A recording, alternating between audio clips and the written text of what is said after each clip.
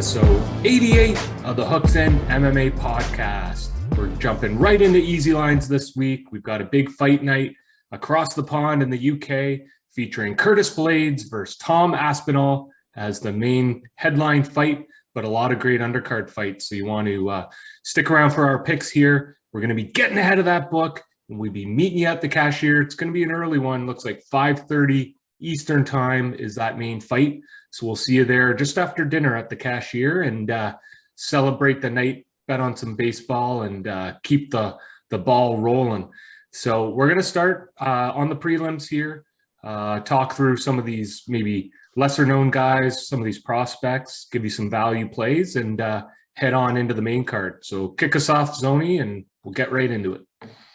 Yeah, I'm excited to see Canadian Huntsville guy that's trained in the area in Stony Creek here for some time, Kyle Nelson, get back out there. He definitely needs a win. He's moving up from featherweight. He felt like he was sucking too much of his body down to make 45, and it kind of cost him speed wise. So he's taken a big layoff here to put on the proper bulk and the right nutrition to hopefully succeed at 55. That's definitely the better weight class for him for his size. He's fighting against Jai Herbert though, and this guy's real dangerous, slick submissions, and a really good athlete as well. He did lose to Ilia Topuria recently, and he's on his own kind of 1-3 skid here. But it's going to be a great fight. I'm excited for it. I don't think this fight gets the distance reaches the distance because of both of the guys' finishing ability here. So my play for that fight is actually just to reach the distance. I'm just double checking on the lines here to go the distance. Sorry, what did I say? I meant not to go the distance because of their finishing ability. Doesn't pay well. It's -300. Something to attach to another parlay piece later on here, but that's one of my locks of the night here, -300 to be put into a parlay. Herbert and Nelson to not go the distance. Love that. I'm seeing one of the boosted is over 2.5 rounds. So what that tells me is a lot of money is on no finish within distance, right? They're trying to get money back on the over. Yep. To balance their books. So clearly there's both public money and if it's this early in the week, probably some sharp money there on the under. You could even look at Herbert to win in round 2 is boosted from +500 to +600, so 7-1 odds. Might be some decent value there if you're feeling the second round submission or KO, whatever that finish looks like. And so, yeah, that'll be an exciting fight to circle there. Not sure if the Dalby Silva fight or Baum Leonardo fight had any interest for you. If not, we can keep moving up the prelims. Yeah, excited for both fights. Mandy Baum, she lost her first fight in the UFC, but she was really good coming in. Really good prospect. Somebody that didn't need to fight on contender series. We saw her fight former guest Jade Masson Wong at TKO a few years ago. I really like her. I just I don't know. I don't have a feel for that in terms of bets, but and then Nicholas Dalby, great wrestling game, but I don't know. Silva, I could see him kind of stuffing that and maybe throwing in a submission himself, or maybe finishing with some ground strikes. But yeah, I didn't mention them. Just those aren't high on my list for locks. That's for sure. Right on. So that moves us into Mokaya versus Charles Johnson. Muhammad Mokaya, undefeated fighter here, 6-0, huge favorite. I'm seeing -490 on Tapology. Over on Bet365, -450. So certainly the book is favoring him. He's 10 years the younger on Charles Johnson. Same reach, same height, basically, but obviously undefeated versus 11-2. What do you feel about this? Do you see potential upset, or do you see this one-sided and the book's right? Yeah, I don't see it as an upset. I do see it potentially going to the distance because I actually once watched one of Johnson's fights a few months back, and this is why he got signed to the UFC. He ended up, I'm not even looking, but I'm pretty sure he ended up going 5 rounds and then winning in the 5th round. His cardio is awesome, and he can take a ton of damage. Really liked how he fights, how he fought in that fight. And the only thing is Mokaya early on this year when we did like our, future predictions on Hooks In, he was like the biggest prospect outside of the UFC. And he's unbelievable. He's going to be a future flyweight champion. I 100% guarantee that. That's the lock of my life. But in terms of actually finishing, in the first fight that he had, he finished real quickly. I just think Johnson's really tough. If Mokaya finishes him, won't be surprised, but I actually like him to win by decision. Yeah, so if our fans had tuned in to, I believe it was the last event in the UK at O2 Arena. This was back in March, the Volkov Aspinall card. First fight of the night, Mokaya basically walked through Corey Durden, first round, subbed him, choked him out. And I think that kind of put him on the radar, right? Because that was his UFC debut.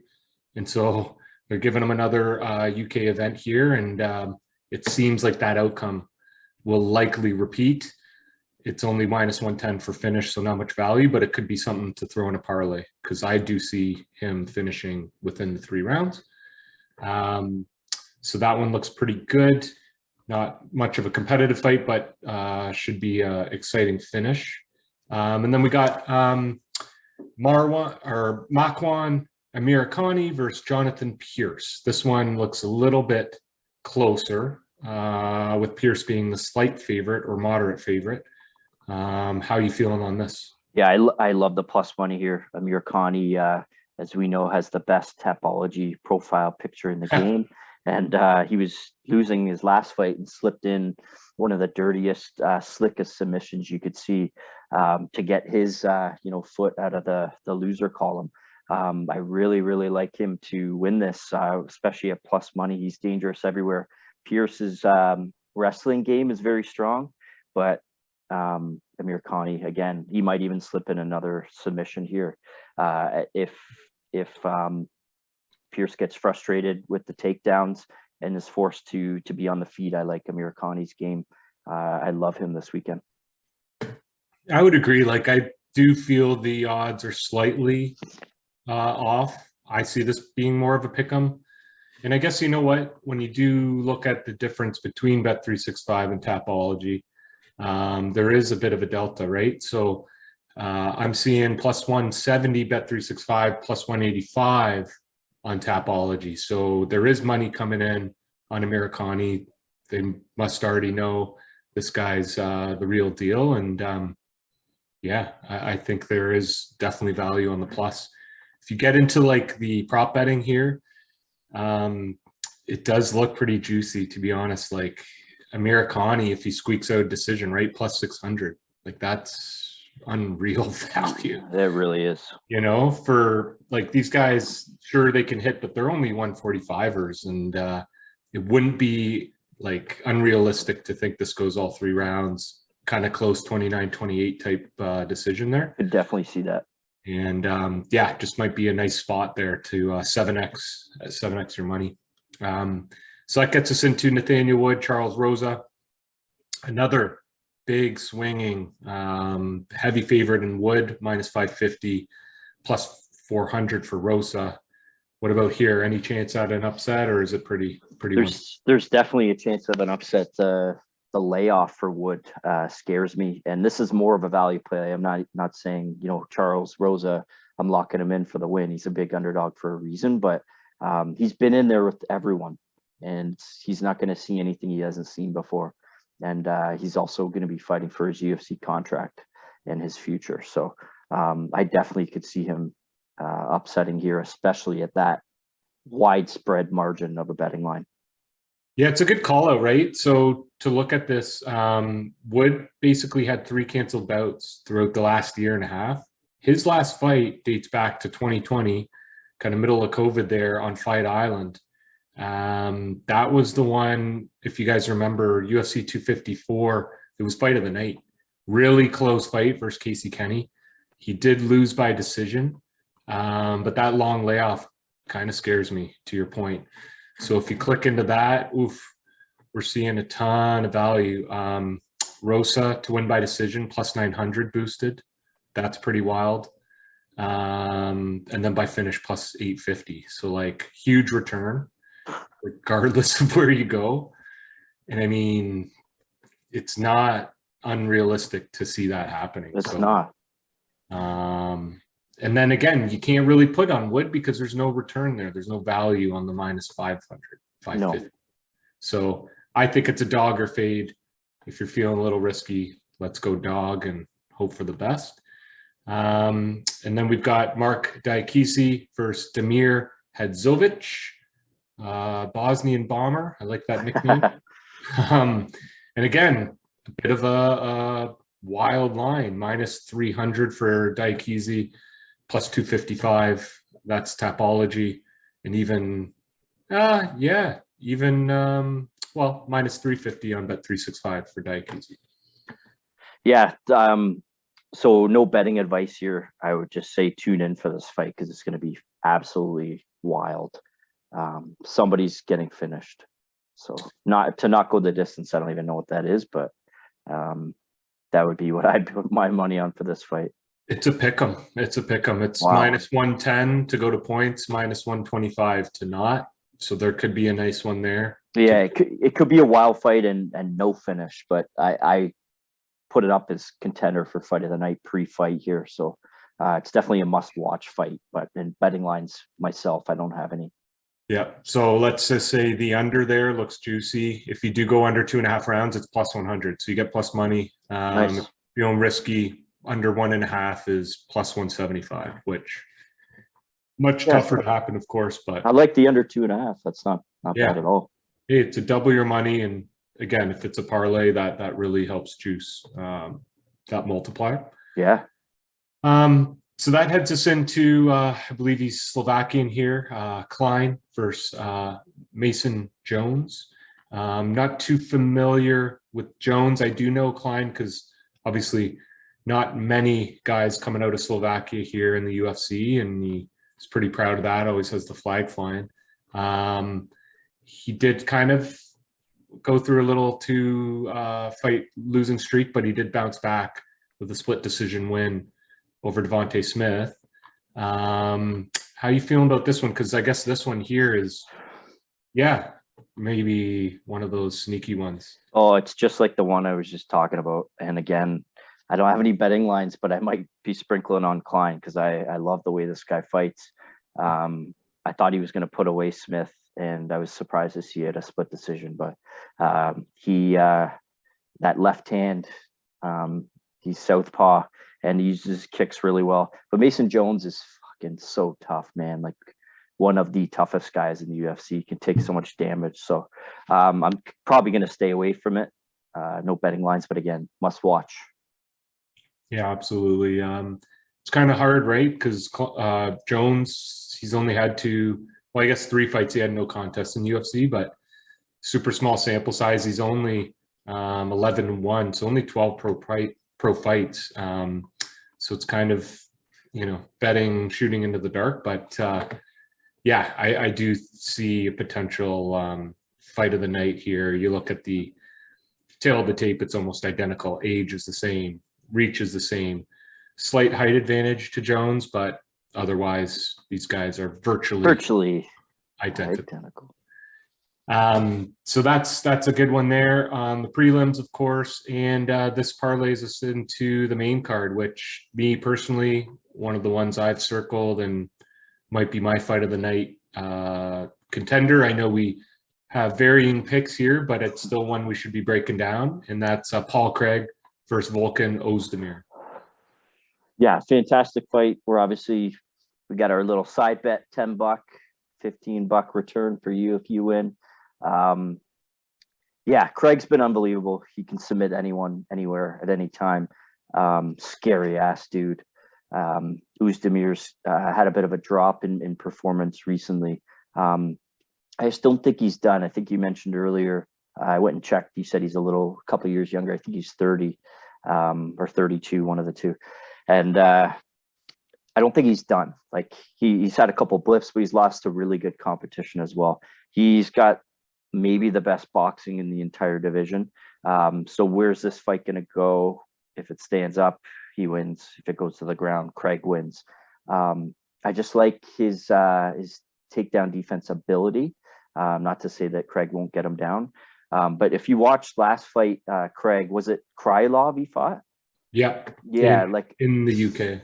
Yeah, so he was getting pieced up and ended up putting in an unbelievable submission like he does. But on the feed, he almost got finished. They almost called that fight. I just think that Ozdimir hits harder than Krylov, and he won't get that opportunity. So that's where I'm leaning. Yeah. I remember that fight vividly. It was a daytime fight. He finished him first round 3 minutes in, but he was losing that first round quite a bit. I almost felt he did it on purpose. He was just looking for his opportunity to get him to the ground. And I could see this going identically the same. He's losing the beginning. Vulcan keeps him at distance, just chops away at his legs there, maybe that jab. And then, Craig's just looking for his chance to get him down. And you're right. I think if it goes to the mat, Craig wins. And if it's on the feet, certainly Vulcan's got the huge advantage. So it's one of those things, what do they say? Styles make fights, styles make matches. This is that. Yep. It's your classic grappler, jiu-jitsu specialist versus your stand-up, just, stand and bang kickboxer. So I don't know. I had a weird feeling about Craig all week. He's fighting at home again. He's on a 5-win streak. Kind of reminds me of like a Yuri, or not a Yuri, sorry, a Glover, who's just a bit older, has that kind of IQ and just kind of outthinks guys. If you hear him in interviews, he's like a very articulate, put together person. Calculated. So I actually think he just has some sort of crazy game plan, and that's how he wins. And we'll see. We'll see if he can suck Vulcan in and just finds a spot. Or we'll see if Vulcan's smart enough and keeps the range, doesn't let him get inside, and plays kind of defensive striking. Yeah, it's well said. So, yeah, really good match. Either way, I think it'll be a good, fun fight and fun, exciting outcome. So just honestly a great fight to start the main card. Yep. I think they did it on purpose to get people to tune in and then have them stick around. Smart. Because, well, Molly McCann, Hannah Goldy, decent women fighters for sure, but in my opinion, McCann's more of that just Instagram, social media star versus actually performance in the cage. But you know what? She's on a 2-win fight streak here. Had that beautiful spinning back elbow finish her last time out. And then, of course, Goldy coming off a nice submission via armbar 9 months ago. McCann, huge favorite here, -400 on Tapology. Let's see what it looks like on the other side. Yeah, -400. Hometown fight. She's from Liverpool, just like Paddy the Batty. How do you see this one playing out? Yeah, I like Meatball to win this. Goldie's tough, though. I could see it going to a decision. She's definitely got the striking power, but you're not going to land spinning back fists like she did in her last fight all the time. So I think I'm leaning towards the decision there, which is -125. Yeah, it's not bad value. I think she wins, and I don't think she finishes. So that's where I'm leaning. Yeah, I'm liking the over in this fight personally. I have a weird feeling Goldy might make things interesting. It looks like she does go to the points quite often, other than that win last fight for her. Her 4 other fights previously were all decisions. So also, it's a battle of the Instagrams because she's also really heavily on there too. Yeah, I agree. I just watching some of the Molly stuff recently with Paddy. We saw this happen to other fighters. They get famous, they kind of lose their focus, and they end up just losing and kind of that momentum seems to go away. So we'll see if she can keep it going. She is at home. That certainly helps. That arena is going to be nuts this weekend. And that last fight too, she wasn't dominating. It was really close. I think it was against Carolina, and if she didn't land that, the decision would have been close. I think so. You know, I don't see her landing that amazing shot again. So it could go to decision. I like the over too. Yeah, I like the over there, just as like a safer type play. Like I Yep. feel that's, I don't want to call it a lock, but it seems highly probable. Let's just say that. Nikita Krylov, Alexander Gustafsson. Haven't seen Gustafsson in a while. I don't think, if my memory serves me right. No, it's been over 2 years, basically. July 2020. Lost to Verdum via decision. He is one of those guys that used to be top contender, title fights. They thought he would be running this division, but he's just kind of fallen off. Yep. Krylov, obviously, we talked about him earlier, winning that fight against Craig, gets finished late in the first round, but again, is a guy that could be in contention. He's fought Glover, he's fought Jan, he's beat OSP. This one's interesting. What do you feel? Yeah, he's 5 years younger, and Gustafsson taking those 2 years off. He went up to heavyweight, gave that a go. Now he's dropping back down to 205. I don't like this for Gustafsson at all. He's not the same fighter, and although he has lost a really good competition, if you're losing to Verdum at heavyweight there, like the speed advantage should have been absolutely massive and didn't utilize it. Now he's dropping back down. Krylov's dangerous. I love Krylov in this fight, and I'm going to be leaning towards him on Saturday. I'm just looking up the lines here. Yeah, I don't know. Gustafsson's one of those names that just, like, for whatever reason you hear it and you're like, oh shit, he's unreal. But he's getting old. He's almost 36. He's the slight underdog, plus 160. Krylov, slight favorite, minus 190. I think I'm going money line Krylov, to be honest, with a parlay. Yeah, I could see that. Certainly he's been the more active fighter, right? He's fought what? Well, only two. I guess this will be his fourth fight in 2 years, whereas this will only be Gustafsson's second. Yeah, it's a really close fight. It is. I don't really have a pick here other than just being excited to watch it. Yeah, it's a good fight.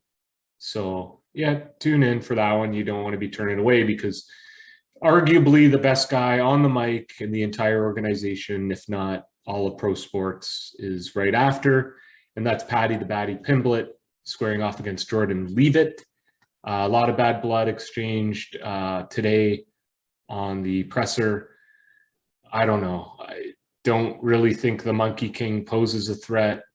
He's only 10-1. Not only, but he's only fought 11 pro fights, whereas Paddy's going to be fighting his 22nd.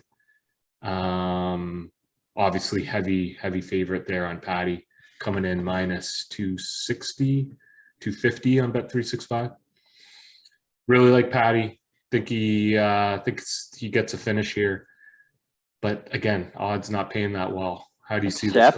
Except I love that boosted here for KO, TKO, DQ, or decision. I don't see him submitting Levitt because Club and sub. Yep, Levitt is or sorry, not club and sub. Like a ground and pound win. Yep, or right on the feet. I see him finishing by a TKO or a KO. Said he's going to knock his head off. He said he's going to blow his head off. Yeah, and then teabag him like it's Modern Warfare too. Yep. Yeah. Plus 160 for that. I love that. Levitt is very good in his grappling and his ground game, and I don't think it ends up there. A sub is not going to happen for Pimblett. I can almost guarantee it, and that is removed from that boosted. So I like Paddy by finish or decision. I like it. I like it a lot. I think this fight is going to be great just because I want to see Paddy on the mic after. And obviously within the octagon, super exciting fighter. You never really know what he's going to do. Sometimes he's just kind of sporadic and like all wild, and you think he's going to get finished, and then out of the blue, he finishes. So it's one of those guys. It's like a poor man's Charles Oliveira. Yeah, and if he keeps winning, he could be the biggest like character and like sellable guy in the UFC. Like he could be. I hate to compare him because I don't like Conor McGregor, but he could be the next McGregor if his performances keep up. Yeah. And that excites me because he's so charismatic. You just like him. He's funny. Yeah. He's cocky, but he's not cocky where you're like, oh, this guy is a fucking asshole or he's Yeah. annoying. It's like, no, he's actually jokes. Like It's really funny. pretty good. And I don't know. He's He's kind very of like likable, very likable. just getting into UFC or whatever. Like I've talked to like friends at like, baseball and stuff, and they all know who he is. So he's like, oh, a casual's just Dream. like rooting interest. Yeah. So, and sweet. it's always good when he blows the roof off the gaff too. Oh, and all his buddies will be sloshed by the first round. And Yeah. can't wait to see him do a shoey. So then, obviously, in our last few minutes, two amazing fights to round out the card. We've got Jack Hermanson squaring off against Chris Curtis, one of those guys, you never know what's going to happen. He's on a pretty crazy streak right now. Yeah. Hermanson coming off a very tough loss to Sean Strickland. But then behind that, just close loss versus Vettori, and did get knocked out by Cannonier. But someone, if he can just get a few wins together, could be back in that title contention. Who do you think here? Yeah, fuck, man. Yeah, so I've won against Curtis the last few fights, and he's been unbelievable. So I can't really pick Curtis now because then he's going to lose the time I pick him. So I'm just going to keep rolling against him here, and I'm going to go with Hermanson. It's a pick 'em fight now, and really only because I've picked against Curtis so many times, I got to roll with it. But it could go either way. I'd love to see Curtis win again. This is an amazing story. What he's went through in MMA and where he's ended up and how he's, taking advantage of this opportunity. Like Till was supposed to fight Hermanson here and he stepped in on short notice. He's willing to go with anyone. And he's become really likable, but I'm going to go with Hermanson here. I think it'll be probably a decision. Yeah, it's one of those, you cheer for Curtis to win, but then you think, like, as unbiased, whatever, just to win money, Hermanson. And I mean, it's pick 'em. I think, if I'm not mistaken, the closest odds on the entire card, and it's -110, -110. Yep. It could go anyway, guys. It's really, what are you feeling? What's in your gut? No, I don't like it. There's that boosted sub or decision +400. And then of course you pick it and then Curtis wins by by KO. So yep. I don't know. I'm going to go just with Curtis because I like him more and I kind of cheer for him.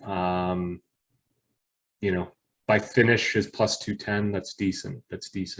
3-1 your odds, or your bet, I should say.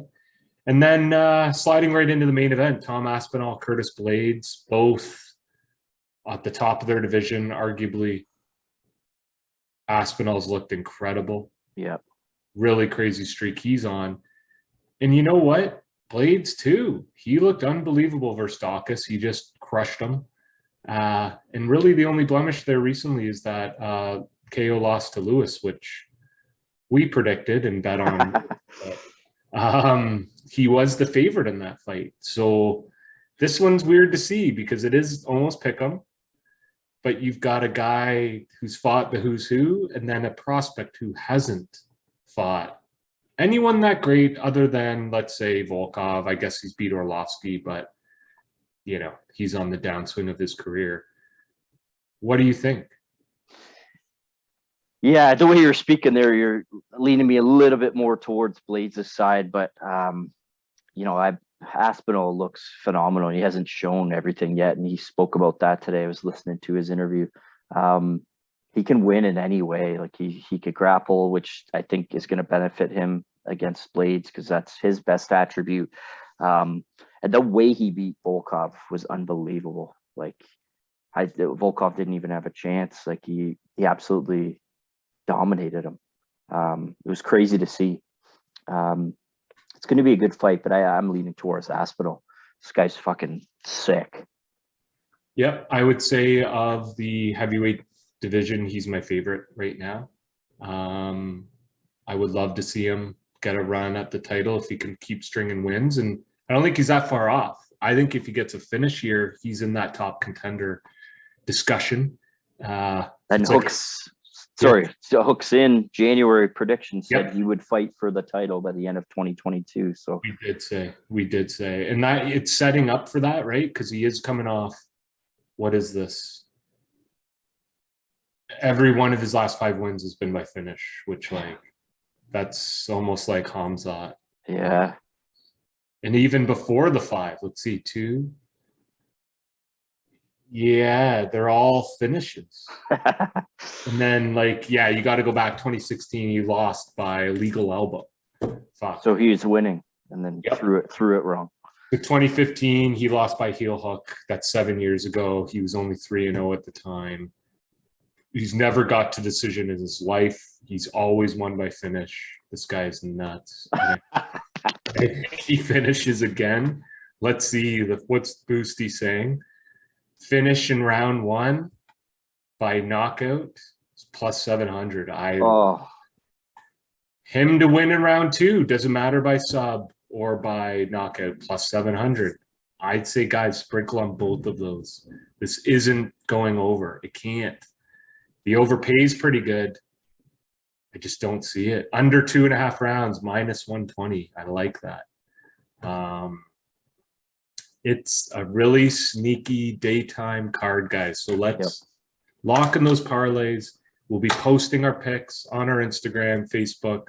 Make sure to follow, make sure to like, tell your friends. Let me throw one more in, Kronz, before just the Bellator card on Friday night.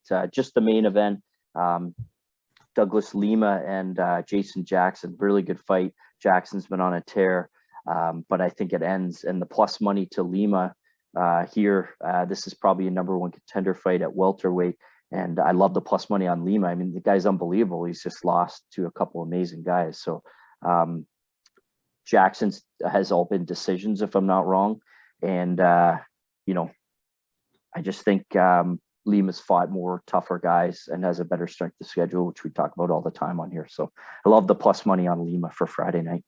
Yeah, great weekend of fights. And there's also a Cage Warriors, it looks like, on the Friday night. Oh, yeah.